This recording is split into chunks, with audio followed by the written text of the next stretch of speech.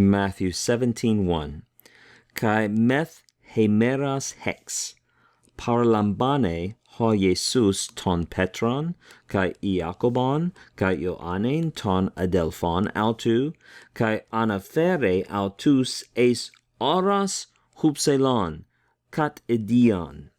Remember that right before this, Jesus has made a prediction, and I believe that this specificity of the timing here points to Matthew saying this is the fulfillment of that prediction. You'll have to judge for yourself if you think that's correct. So let's translate. And after 6 days, Jesus took along, and that's a narrative or historical present. That's why we're translating it in the past. Jesus took along Peter and James and John, the brother of him, that is his brother James and his brother John, and he bore them up, he carried them, he brought them up, led them up, there's the them, to a high mountain by themselves. Okay, that final little prepositional phrase, you maybe learned kata, followed by the accusative as according to, so according to one's own, well, that's not going to work. This is an idiom that means by oneself or by themselves, so by themselves. Let's go back to the beginning. We have another little interesting prepositional phrase there. We have meth hemeras hex. So hex is the number 6. You know, a hexagon is a 6-sided figure. That's accusative, plural there. And remember, the preposition meta has a range of meaning.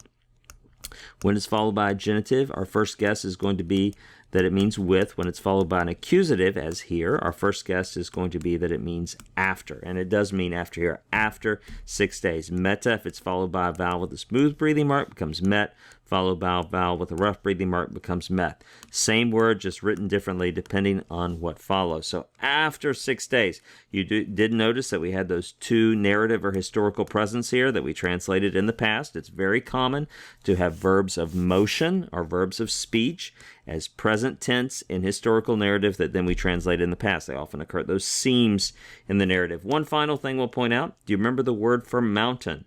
Yes, ta'aras. Ta'aras is the word for mountain. Of course, you have to know that because everyone knows the word orology, the study of mountains. Don't we all know that? No, we don't. So, ace is followed by the accusative. That's why we have the accusative there. And how about this adjective? It doesn't look like it matches, does it? Well, but remember, it matches grammatically. Adjectives will always match the nouns they modify, case, number, and gender, but it might not match orthographically. It might not match in spelling. So both of these words I'm circling, they're both accusative, neuter, singular, even though they're spelled differently. They don't match orthographically. They don't match in spelling, but they do match grammatically.